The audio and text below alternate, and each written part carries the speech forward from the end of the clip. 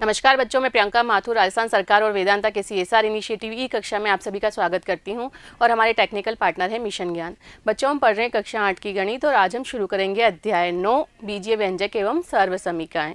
बच्चों, बीजीय व्यंजक हम अध्याय 2 एक चर वाले रैखिक समीकरण में भी पढ़ चुके हैं, तो आप सब बीजीय व्यंजक से भली भांति परिचित हैं। तो एक बार हम फटाफट से रिवाइज कर लेते हैं कि बीजीय व्यंजक होता क्या है। तो देखिए, बीजीय व्यंजक, तो बीजीय व्यंजक चर और अचर भाग से मिलकर बना होता है। कैसे, देखिए उदाहरण से समझते हैं।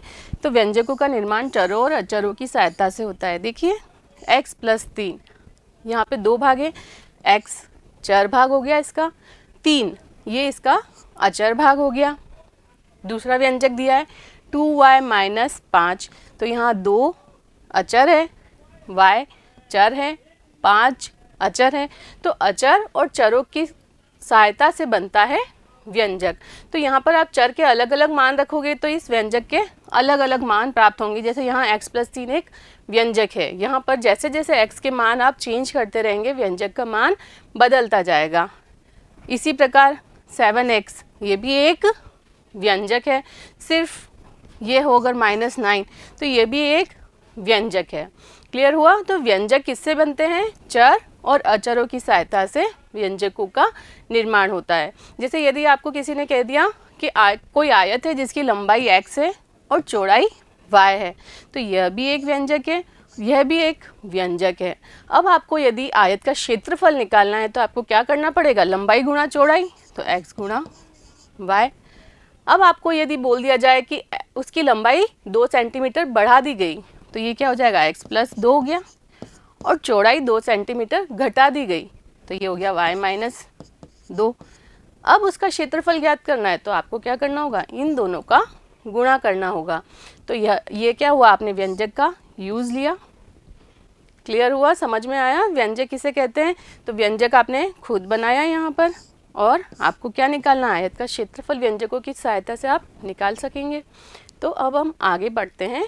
आपको इस अध्याय में क्या पढ़ना है? देखिए, पद, गुणनखंड एवं गुणांक। तो अब हम समझेंगे कि व्यंजकों के पद क्या होते हैं, गुणनखंड क्या होते हैं और गुणांक क्या होते हैं। तो देखिए, समझते हैं इसको। अब देखिए, कोई भी व्यंजक, जैसे ये एक व्यंजक लिया,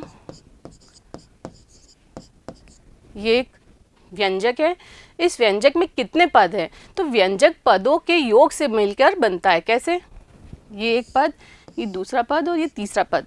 अब हम बोल रहे हैं पदों के योग से, तो यहाँ पर तो ये -7 है, तो इसका मतलब क्या हुआ? ये देखिए 7xy + 5y, इसको +-7 लिख सकते हैं। तो क्या हुआ? यहाँ पर ये एक पद हो गया, ये दूसरा पद हो गया, ये तीसरा पद हो गया।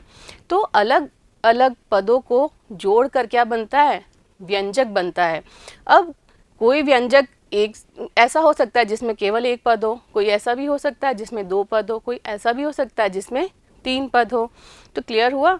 क्या लिखा है? पदों को जोड़कर व्यंजक बनाया जाता है। उदाहरण दिया है, ये एक व्यंजक है जिसमें ये क्या हो जाएगा? ये तो हो गया पहला पद और ये हो गया इसका दूसरा पद। क्लियर? आगे देखिए, पद स्वयं भी गुणनखंडों के गुणनफल के रूप में लिखे जा सकते हैं। कैसे? देखिए, ये एक पद हो गया, ये दूसरा पद हो गया और ये इसका तीसरा पद हो गया। अब बोला गया है कि जो पद हैं वह गुणनखंडों के गुणनफल के रूप में लिखे जा सकते हैं। कैसे? देखिए, ये पहला पद है 7xy, तो इसको ये लिख सकते हैं 7 गुणा x गुणा y, तो यही मिल जाएगा। इनको गुणा करोगे तो 7xy, तो ये क्या हो गया? ये गुणनखंड हो गए इस पद के। 7xy ये पहला पद है, इसके गुणनखंड के रूप में लिखा है, तो क्या हो गया? 1 2 3 गुणनखंडों के गुणनफल के रूप में लिख सकते हैं। तो ये पहला गुणनखंड, ये दूसरा गुणनखंड, ये तीसरा गुणनखंड। इसी प्रकार ये 5y दूसरा पद है, इसको भी गुणनखंडों के रूप में लिखना है, तो 5 गुणा y, 2 गुणनखंड हो गए इसके। तो क्या लिखा है यहाँ पर? देखिए, पद स्वयं भी गुणनखंडों के गुणनफल के रूप में लिखे जा सकते हैं। क्लियर हुआ? तो देखिए, ये उदाहरण, ये पहला पद इसका क्या है? 4x, तो क्या लिख दिया? 4 गुणा x, तो ये पहला गुणनखंड हो गया और ये दूसरा गुणनखंड हो गया। क्लियर हुआ? अब तीसरा आपको समझना है, ये पद समझ लिया, गुणनखंड समझ लिया, अब हम समझेंगे गुणांक। तो यहाँ देखिए, ये पद था 7xy उसको गुणनखंडों के रूप में लिखा। तो ऐसा गुणनखंड जो संख्यात्मक हो, तो जो संख्यात्मक गुणनखंड होता है वह इसका क्या कहलाता है? संख्यात्मक गुणांक या गुणांक कहलाता है। तो देखिए इसकी परिभाषा, किसी पद का संख्यात्मक गुणनखंड उसका संख्यात्मक गुणांक या गुणांक कहलाता है। तो देखिए पद 7xy का गुणांक 7 है, पद -5x का गुणांक -5 है। अब देखिए कोई और उदाहरण लेके, 9xy + 4y² + 7y + 7।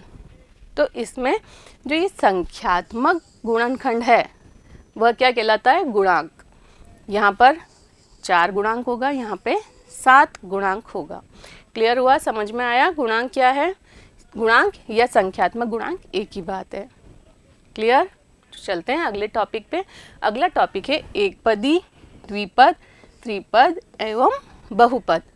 तो अभी हमने समझा कि कोई भी व्यंजक है वह कब एक पद का भी हो सकता है, 2 पद का भी हो सकता है, 3 पद का भी हो सकता है। तो जो एक पद वाला व्यंजक है वह एक पदी कहलाएगा। कैसे? देखिए इसमें केवल एक ही पद है, तो ये क्या है? एक पदी। ये देखिए इसके अलग अलग एग्जाम्पल, इसमें भी एक पद है, इसमें भी एक पद है, इसमें भी एक पद है और -9 में भी एक ही पद है। तो ये सब किसके एग्जाम्पल है? एक पदी के। तो एक पदी नाम से ही पता है ऐसा व्यंजक जिसमें केवल एक पद होगा। द्विपदी या द्विपद जिसके अंदर 2 पद होंगे। उसके उदाहरण देखिए, 4x + 5, ये 2 पद हो गए, यहाँ पर भी ये 2 पद हो गए, यहाँ पर भी 2 पद है, यहाँ भी 2 पद हैं।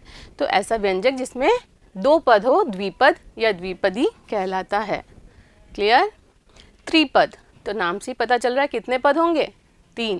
तो देखिए उदाहरण, a + b + c 3 पद है, यहाँ पर भी 3 पद है, यहाँ पर भी 3 पद है। तो ये किसके एग्जाम्पल्स हैं? त्रिपद के। अब आता है बहुपद। ये बहुपद तो व्यापक रूप से, अभी हमने पढ़ा एक पद, द्विपद, त्रिपद, तो इन सभी को व्यापक रूप से क्या कह सकते हैं? बहुपद। तो अगर 4 पद वाला होगा तो उसको वो भी क्या कहलाएगा? बहुपद। एक पद वाले को भी क्या कह सकते हैं? बहुपद। तो ये जो अभी हमने पढ़े एक पद, द्विपद, त्रिपद, ये सभी क्या हैं? बहुपद। तो व्यापक रूप से इनको क्या नाम दे दिया गया है? बहुपद। तो एक अथवा अधिक पदों वाला व्यंजक जिसके गुणांक शून्येतर हो, मतलब शून्य गुणांक। अगर मैंने ये लिखा xy और इसका गुणांक लिख दिया 0, तो ये तो पूरा 0 ही हो गया। तो गुणांक कैसे होने चाहिए? शून्येतर होने चाहिए, और जिसके चरों की घात ऋणेतर हो। ये आपको ध्यान रखना है कि बहुपद में क्या होती है, जो चर हैं उनकी घात कभी भी ये -x - y, 5x - y, तो ये ऋणात्मक घात हो गई, तो इसका मतलब ये बहुपद नहीं है। और ऋणेतर पूर्णांक होने चाहिए। यदि ये आ गया 5x की पावर -3/2, ये माइनस भी है, माइनस की वजह से भी ये एक बहुपद नहीं है। अगर माइनस नहीं होके +3/2 होता तो भी ये एक बहुपद नहीं होता, क्योंकि घातें कैसी होनी चाहिए? धनात्मक पूर्णांक। क्लियर? समझ में आया? तो आपको ये बहुपद का मतलब व्यापक रूप से इन सबको क्या बोल देते हैं? बहुपद। तो एक पद वाले को भी आप बहुपद बोल सकते हैं, द्विपद को भी बहुपद बोल सकते हैं। क्लियर? तो उदाहरण, इसमें 4 पद हैं तो ये क्या है? बहुपद। इसमें 1 पद है, ये भी क्या है? बहुपद। इसमें 2 पद हैं तो ये भी क्या है? एक बहुपद है। चलते हैं अगले टॉपिक पे। देखिए क्या लिखा है, समान एवं असमान पद। अब समान पद किसे कहेंगे और असमान पद किसे कहेंगे? तो ऐसे पद जिसमें चर समान हो। कैसे? देखिए 5x + 7y + 7x + 2xy, ये आपको कोई बहुपद दिया गया है। तो इसमें समान पद कौन से होंगे? जिसके चर समान हो। यहाँ चर क्या है? x, और इसमें भी चर क्या है? x। तो ये दोनों पद क्या हो गए? समान पद हो गए। समझ में आया समान पद क्या होते हैं? तो देखिए, दिए गए व्यंजकों में जिन पदों के चर भाग समान होते हैं वे पद समान पद कहलाते हैं। कौन से भाग समान होने चाहिए? चर भाग समान होने चाहिए। देखिए उदाहरण, ये आपको 1 2 3 4 5 6 ये 7 व्यंजक लिखे गए हैं। इसमें आपको बताना है समान पद कौन से हैं। तो देखिए, जिसमें ये जैसे यहाँ पर x है चर भाग, इसमें भी चर भाग x है, इसमें भी चर भाग x है, तो ये सब क्या कहलाएंगे? समान पद। यहाँ पर x² है, यहाँ पर x² है, तो ये क्या कहलाएंगे? समान पद। यहाँ पर एक्स वाई है, यहाँ एक्स वाई है, तो ये भी क्या कहलाएंगे, समान पद। तो चर भाग होने चाहिए समान। क्लियर। अब समान पद और असमान पद क्यों पढ़ रहे हैं, ये कहाँ पर काम आएगा, तो यदि आपको दो व्यंजकों को जोड़ना है या घटाना है एक में से दूसरा व्यंजक, तो आपको समान पद का ज्ञान, समान व असमान पदों का ज्ञान होना चाहिए। अब जैसे यहाँ पर ये कोई व्यंजक दिया गया है, तो यहाँ 5x + 7x समान पद हैं, तो ये आपस में जुड़ सकते हैं। तो आप इसको क्या लिख सकते हैं, 7y + 7 और 5 कितने हो जाएंगे, 12x + 2y। तो यहाँ पर आपने क्या किया, समान पदों को जोड़ दिया। तो इसका आप देखिए यूज़ कैसे लेंगे, बीजीय व्यंजकों का योग एवं व्यवकलन। उदाहरण से समझते हैं। ये एक उदाहरण है, इसमें आपको ये जोड़ना है, 9x - 10 को जोड़ना है। तो अभी हमने पढ़ा समान पद, तो आपको क्या करना है, समान पद के नीचे समान पद लिख देना है। कैसे, देखिए पहला जो दिया है आपको व्यंजक वह लिख दिया। इस व्यंजक को जोड़ना है तो इसमें दो पद हैं, एक 9x है और एक 10 है।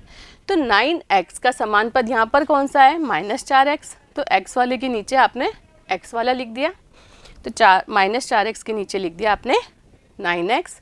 अचर भाग यहाँ पर 5 है, इसके नीचे इसका अचर भाग -10 लिख दिया। अब आप जोड़ेंगे, कैसे जोड़ेंगे, देखिए ये -10 है और ये +5 है, तो -10 + 5 कितने होते हैं, -5। तो ये आ गया -5। अब ये 9x प्लस का है, माइनस का 4x, तो कितना आ जाएगा, प्लस का 5x। तो यहाँ लिख दिया +5x। 7x² के नीचे कुछ नहीं है, तो ये ऐसा का ऐसा लिख दिया +7x²। तो समझ में आया, समान पद के नीचे आपको समान पद लिखना है और जोड़ देना है। यदि आपको घटाना है तो क्या करना होगा, तो पहले तो आपको वही करना है, समान पद के नीचे समान पद लिखना है। अब यहाँ पर एक चीज़ एक्स्ट्रा करनी होगी, वो क्या होगी, चिन्ह बदलने हैं। यहाँ +9x था, उसका चिन्ह बदल जाएगा, प्लस की जगह हो जाएगा माइनस। माइनस का 10 था, वो उसका चिन्ह बदल के हो गया प्लस का 10। क्लियर हुआ। अब आप करेंगे तो प्लस का 10 प्लस का 5 प्लस का 15 हो गया। ये माइनस का 4x, अब ये भी माइनस का 9x हो गया, तो ये हो जाएगा माइनस का 13x। तो ये आ गया -13x। 7x² के नीचे कुछ नहीं है, तो ये ऐसा का ऐसा लिख दिया। तो अब आपको ये ध्यान रखना है, घटाने में नीचे वाले के चिन्ह बदल जाएंगे। क्लियर। तो समान पद असमान पद का यूज़ कैसे होता है वो समझ में आ गया। चलते हैं अगला टॉपिक। अगला टॉपिक है बीजीय व्यंजकों का गुणन। इसमें पहला है एक पदी का एक पदी से गुणा। तो ये कैसे गुणा करते हैं, जो अभी हमने एग्जाम्पल लिया था आयत का क्षेत्रफल, तो कैसे निकाला था आपने, लंबाई गुणा चौड़ाई। तो वहाँ हमको क्या करना था, व्यंजकों का गुणा। तो अब हम समझते हैं कि व्यंजकों का गुणा कैसे होता है। देखिए उदाहरण से समझते हैं। ये एक व्यंजक एक पदी है, ये भी एक पदी है, इन दोनों का आपस में गुणा करना है। तो क्या हो जाएगा, इसके गुणनखंड क्या है, 3 × y। तो क्या लिख दिया, x × 3 × y। अब ये सिंपल गुणा हो जाएगा, तो 3xy। क्लियर हुआ। ऐसे ही दूसरा एग्जाम्पल देखिए इसका, 5x, ये एक पदी, ये दूसरा एक पदी 4x²। तो इसके संख्यात्मक भाग का गुणा कर दो, 5 × 4 20 हो जाता है। अब x कितनी बार आएगा, देखो ये x² और यहाँ x 1 है, तो टोटल x 3 हो गए। तो x की पावर कितनी आ जाएगी, 3 या x³ 20x³। देखिए यहाँ पर x × x² हो गया, यहाँ का एक x और यहाँ के x², तो कितना हो गया, x³। अगले उदाहरण से समझो। ये एक पदी है, ये भी एक पदी है। संख्यात्मक भाग का गुणा कर दो, 5 × -3 माइनस का 15 x × y, तो ये हो गया xy। क्लियर, समझ में आया। चलते हैं आगे। आगे और उदाहरण लिए हैं, ये भी एक पदी, ये एक पदी, ये भी एक पदी। अब 3 एक पदी का गुणा करना है, तो भी क्या करेंगे, संख्यात्मक भाग का गुणा कर दो। 5 × 7 35, 35 दूनी 70, ये आ गया x y z। तो x y z इसके साथ में गुणे में आ गया। क्लियर, इजी है ना। तो अगला उदाहरण देखिए, ये भी एक पदी, ये भी एक पदी और ये भी एक पदी। तो संख्यात्मक भाग का गुणा करते हैं, 5 × चौक 20, 20 × 120, ये आ गया 120। x कितने हैं देखो, 1 2, यहाँ पर 2 हैं, तो 2 और 1 3 और 3, तो x की पावर कितनी आ जाएगी, 6। और y देखो, y की पावर यहाँ 1, ये 2 और ये 3। ये आप आगे समझेंगे कि ये है y की पावर 1 × y की पावर 2 × y की पावर है 3। अभी सिर्फ आप ये समझ सकते हैं कि ये 3 बार, ये 2 बार और ये 1 बार, तो कुल 6 बार आ गया, तो y की पावर 6। नहीं तो क्या करना होता है, इन सब के आधार, ये कहलाते हैं आधार, आधार समान होती है तो घातें जुड़ जाती है, मतलब 1 + 2 + 3 कितना हो जाएगा, 3 4 5 6, तो y की घात हो जाएगी 6। समझ में आया। अभी आपको सिर्फ ये देखना है y कितनी बार गुणा हो रहा है, 1 2 3 और ये 3 6 बार, तो यहाँ आ गया x की पावर 6 y की पावर 6। क्लियर। नेक्स्ट टॉपिक है एक पदी को द्विपद से गुणा करना है। उदाहरण से समझते हैं।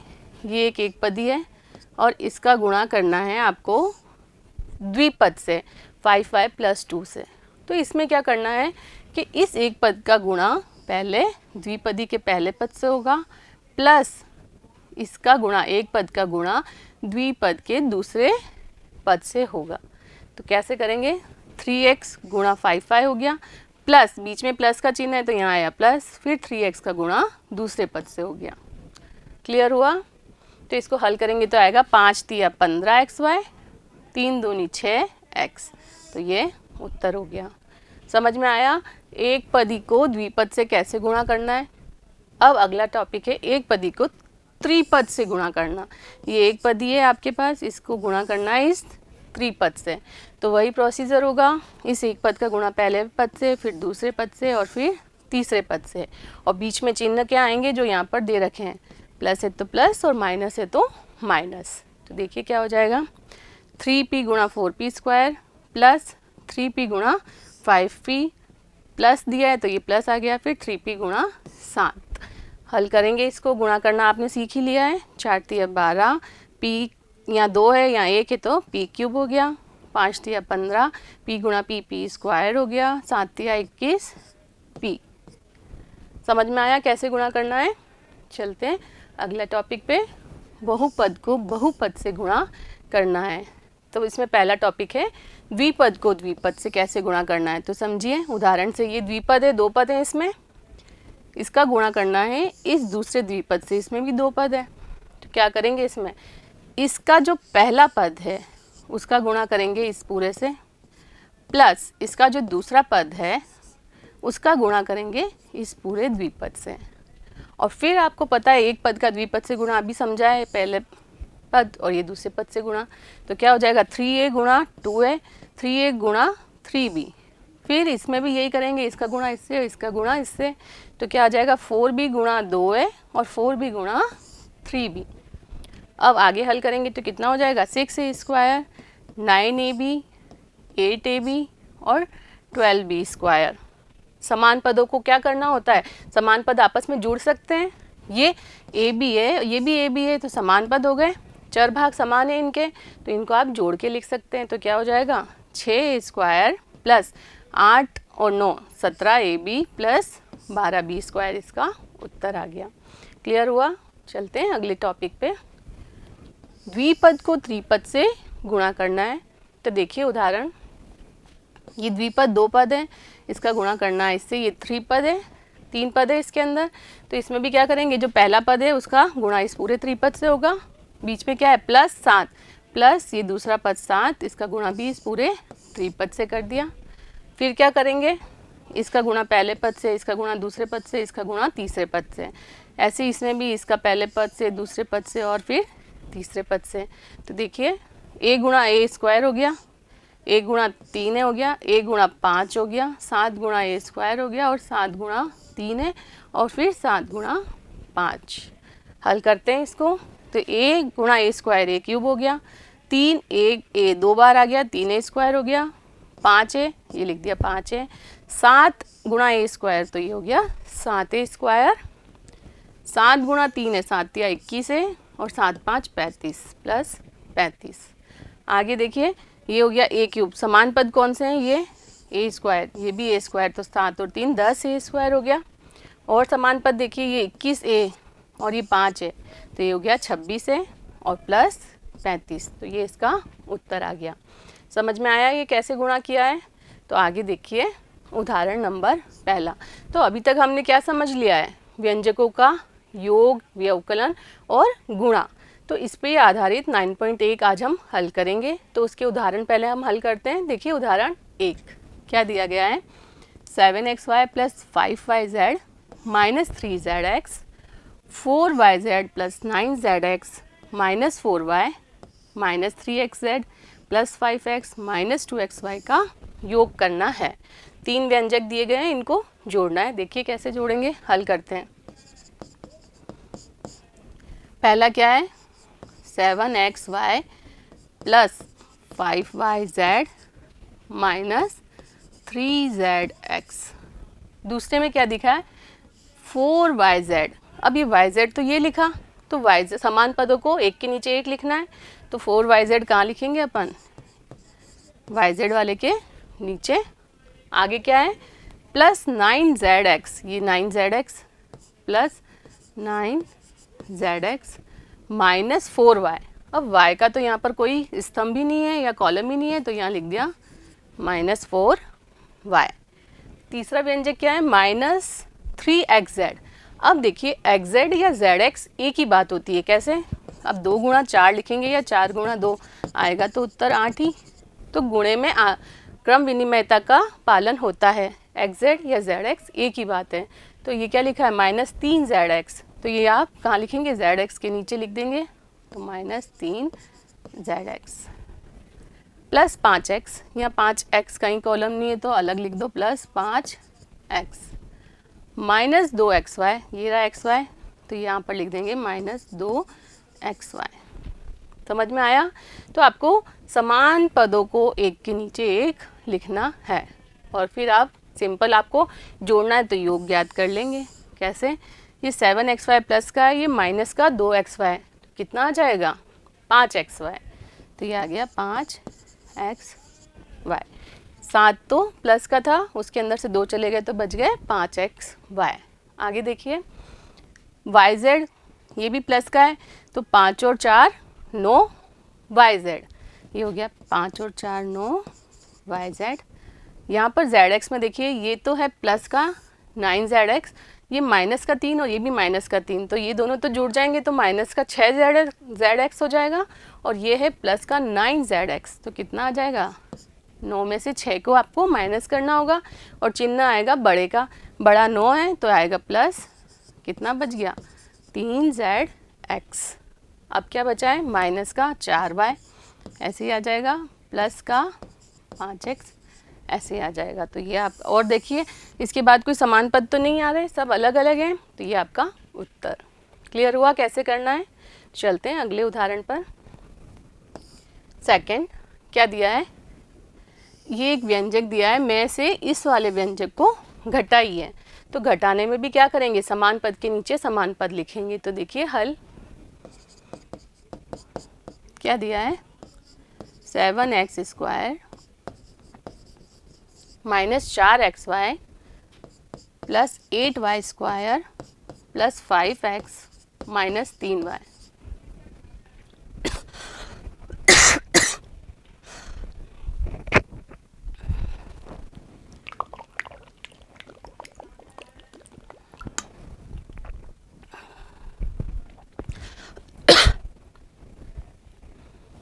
इसमें से घटाना है ये वाला व्यंजक। तो देखिए 5x स्क्वायर यहाँ लिखेंगे, x स्क्वायर के नीचे अगला पद क्या है, माइनस 4y स्क्वायर, तो y स्क्वायर यहाँ पर है, ये आएगा यहाँ पर 4y स्क्वायर। क्लियर।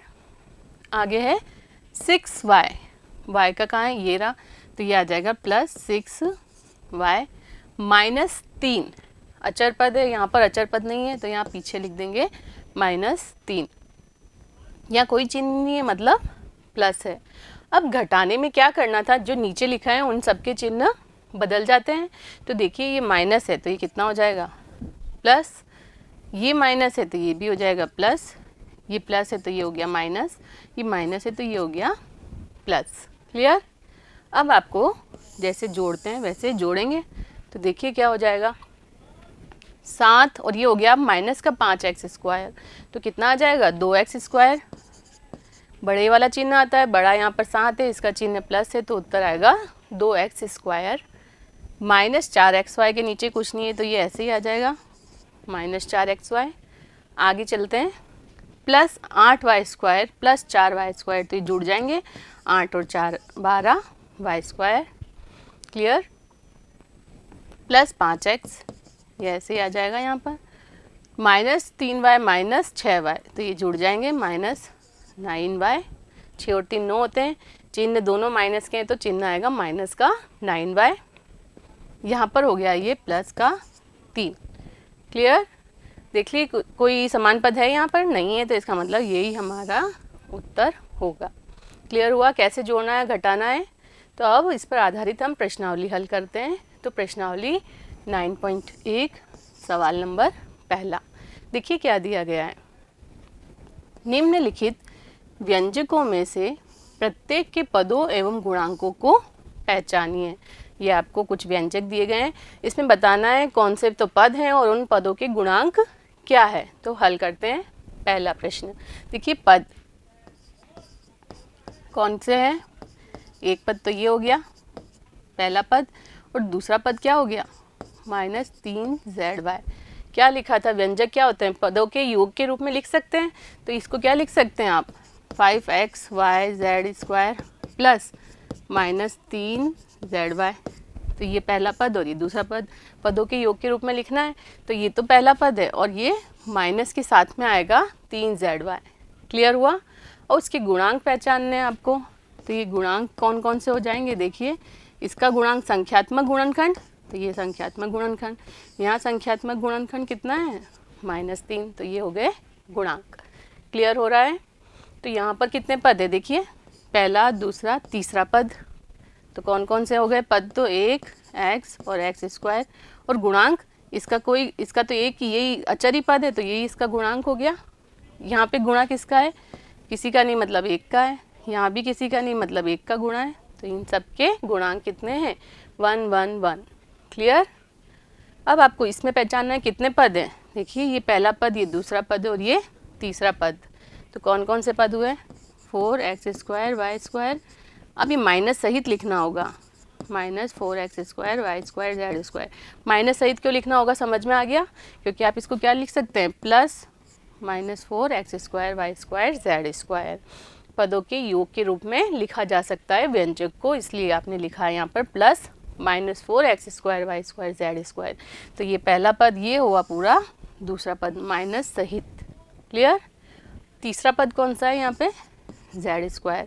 अब गुणांक लिखने हैं, तो यहाँ तो 4, यहाँ पर गुणांक कितना है, -4, यहाँ कुछ नहीं है, मतलब गुणांक कितना है, 1। क्लियर?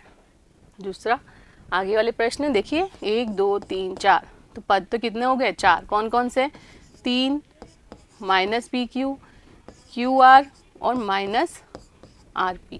क्लियर? माइनस सहित लिखोगे, और इसके गुणांक यहाँ पर तो यही गुणांक है, यहाँ -1 गुणांक होगा, यहाँ कुछ नहीं है मतलब -1, तो ये -1, यहाँ कुछ नहीं है तो 1, और यहाँ -1 गुणांक होगा rp का। ये क्लियर हो रहा है, -rp है, तो इसको लिख सकते हैं -1 गुणा r गुणा p, तो ये आ जाएगा -rp।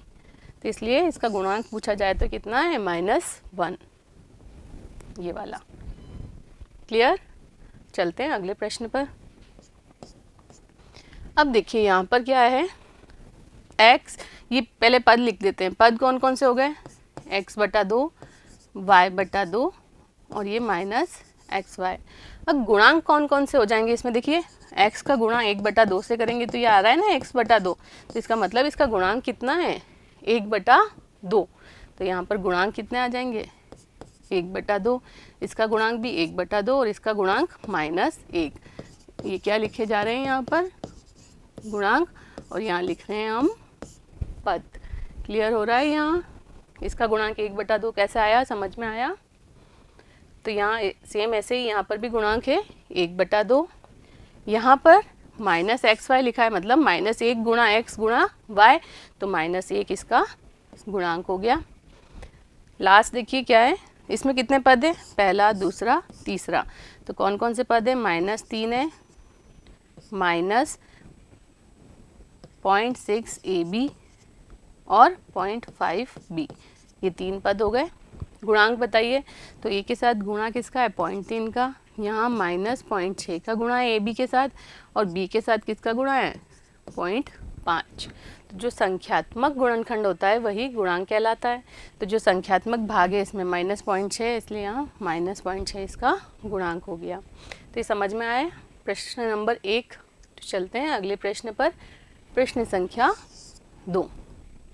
देखिए क्या दिया है, बहुपदों को एकपदी, द्विपद और त्रिपद के रूप में वर्गीकृत कीजिए। कौन सा बहुपद इन तीनों श्रेणियों में से किसी में भी नहीं है, ये आपको बताना है।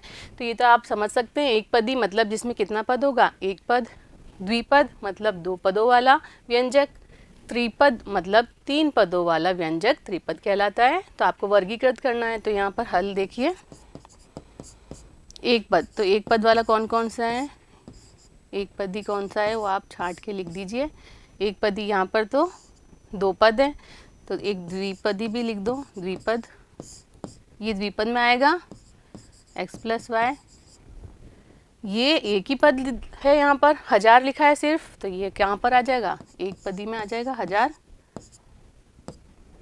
1 2 3 4, 4 पदी है, 4 पद में नहीं पूछा है, तो ये किस में आएगा, बहुपद है ये, जो इन तीनों में नहीं आ रहा, एक पद, द्विपद, त्रिपद।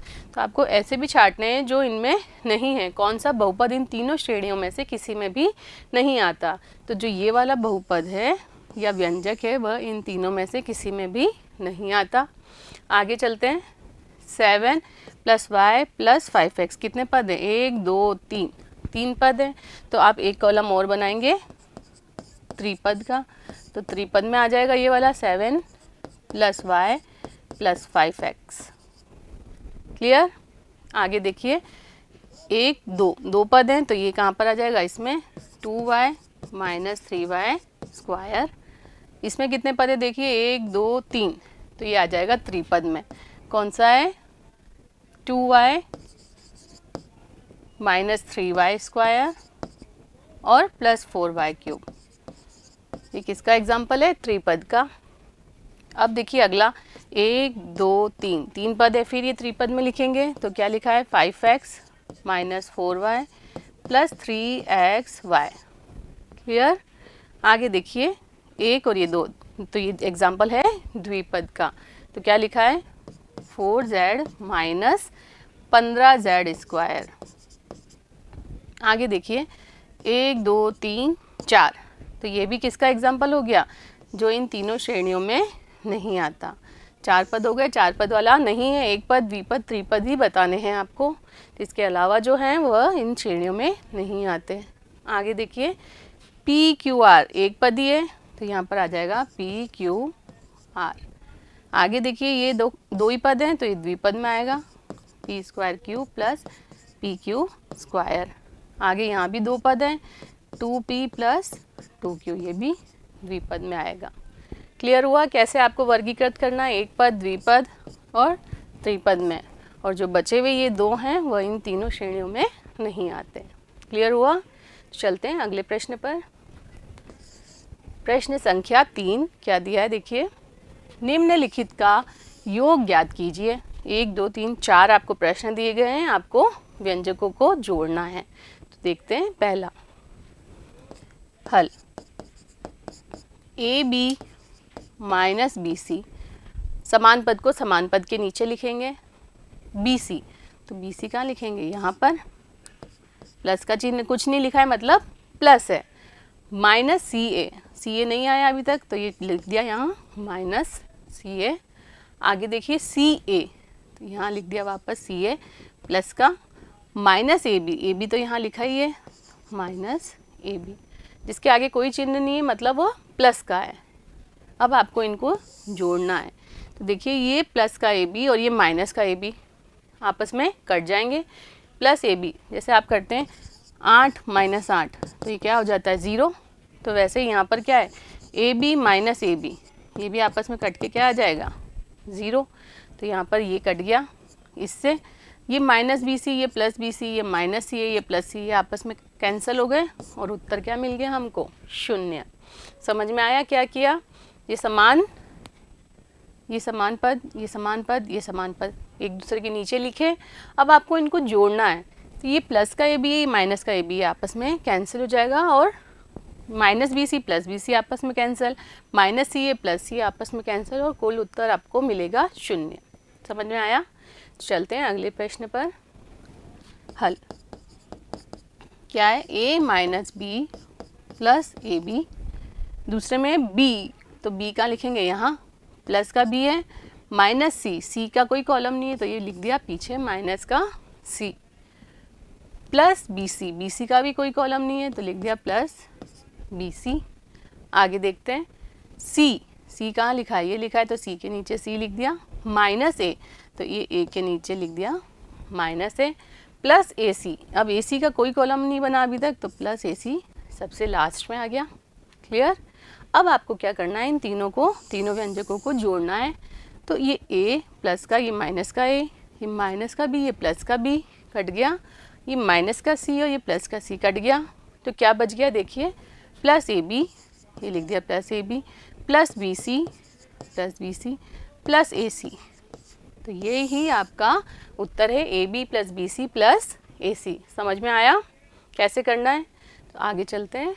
थर्ड क्या लिखा है? हल 2p square Q square minus 3pq plus 4। इसमें क्या ऐड करना है? 5। अचर पद कहाँ लिखेंगे? यहाँ, प्लस 7pq, तो pq के नीचे आ गया 7pq। यहाँ कोई चिन्ह नहीं है मतलब प्लस का है, minus 3p square q square.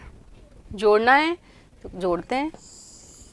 ये देखिए 2 और ये है -3, तो 3 बड़ा है, उसका चिन्ह ऋणात्मक है तो ये आएगा उत्तर माइनस का p square q square, plus का 7 माइनस का 3 तो ये आ गया प्लस का 4 pq। 5 और 4 9, तो ये आपका उत्तर। समझ में आया? तो अगला प्रश्न है, हल करते हैं। l square plus m square लिखा है, आगे है m स्क्वायर तो m स्क्वायर के नीचे m स्क्वायर लिख दिया, प्लस n स्क्वायर तो यहाँ लिख दिया प्लस n स्क्वायर। आगे है n स्क्वायर तो n स्क्वायर के नीचे n स्क्वायर लिख दिया, प्लस l स्क्वायर तो l स्क्वायर के नीचे लिखा l स्क्वायर। ये भी चिन्ह प्लस का होगा, ये भी प्लस का है, जो कुछ नहीं लिखा है मतलब प्लस का है। और 2lm, देखो यहाँ 2lm है ही नहीं तो यहाँ पर पीछे लिखेंगे 2lm plus 2mn plus 2nl। अभी इसका कोई कॉलम नहीं था इसलिए ये सब पीछे आ गया। अब इन सबको आपको क्या करना है? कोई चिन्ह नहीं है मतलब प्लस, इन सबको आपको जोड़ना है। देखिए यहाँ पर l स्क्वायर 2l स्क्वायर हो गया, m स्क्वायर 2m स्क्वायर हो गया, plus n square 2n square हो गया, प्लस 2lm प्लस 2mn और प्लस 2nl। इन सब में 2 2 2 आ रहा है तो आप चाहो तो इसको 2 को कॉमन लेके भी लिख सकते हैं। l square plus m square plus n square plus lm plus mn और प्लस nn, तो आपका उत्तर हो जाएगा ये। समझ में आया? क्लियर हुआ? चलते हैं अगले प्रश्न पर। चौथा प्रश्न क्या दिया गया है? देखिए 12a minus 9ab plus 5b minus 3 में से ये आपको माइनस करना है। तो देखिए हल क्या दिया है? 12a minus 9ab plus 5b minus 3। इसमें से घटाना क्या है? जिसको घटाना है वो नीचे लिखेंगे, तो 4 है, a के नीचे ये लिख दिया, माइनस 7ab, ab वाले के नीचे ab वाला लिखा, प्लस 3b, b वाले के नीचे b वाला और प्लस 12 अचर पद के नीचे अचर पद। घटाने में आपको एक चीज़ एक्स्ट्रा करनी होती है, नीचे वालों के चिन्ह बदलने होते हैं। तो यहाँ कुछ नहीं है मतलब प्लस, तो ये हो गया माइनस, ये माइनस तो ये हो गया प्लस, ये प्लस तो ये हो गया माइनस और ये प्लस है तो ये भी हो गया माइनस। क्लियर? समझ में आया? तो हल करिए।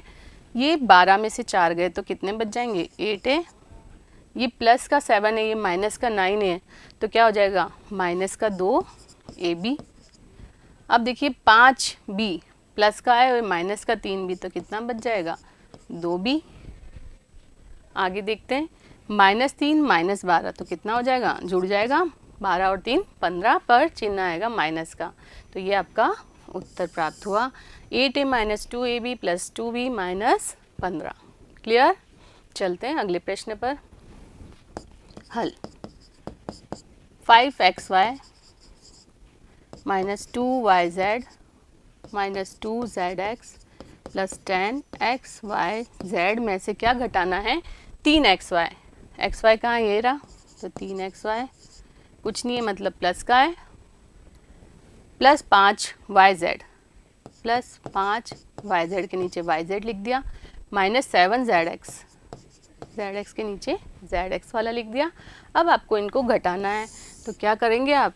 चिन्ह बदलेंगे, प्लस माइनस हो गया, प्लस माइनस हो गया, माइनस हो गया प्लस। क्लियर। अब देखते हैं क्या है। 5 और ये है माइनस का 3 तो ये आ गया 2xy माइनस का 2yz माइनस का 5yz तो ये हो गया, जुड़ जाएगा 5 और 2 7yz हो गया। अब देखिए आगे माइनस 2zx और प्लस 7zx तो क्या हो जाएगा? ये 7 बड़ा है, पॉजिटिव है तो चिन्ह आएगा प्लस का और घटाना पड़ेगा क्योंकि ये माइनस है और ये वाला प्लस है, तो ये हो जाएगा प्लस 5zx और क्या बचा है 10xyz, ये ऐसे ही लिख देंगे। तो ये आपका उत्तर हो गया 2xy minus 7zy plus 5zx plus 10xyz, ये उत्तर प्राप्त हुआ। क्लियर। तो चलते हैं अगले प्रश्न पर। सी पार्ट क्या दिया है देखिए। हल 18 minus 3p minus 11q plus 5pq minus 2pq square plus 5p square q। Clear. इसमें से क्या घटाना है? 4p square q। अब देखिए p स्क्वायर q ये लास्ट वाला है तो इसके नीचे लिख दिया 4p स्क्वायर q, प्लस का होगा ये भी, माइनस 3pq ये रहा pq minus 3pq plus 5pq square ये रहा pq स्क्वायर तो इसके नीचे लिख दिया plus 5pq square minus 8p ये रहा p minus 8p plus 7q यहाँ लिख दिया प्लस 7q, ये है 7q माइनस 10 ये अचर भाग ये रहा माइनस का 10।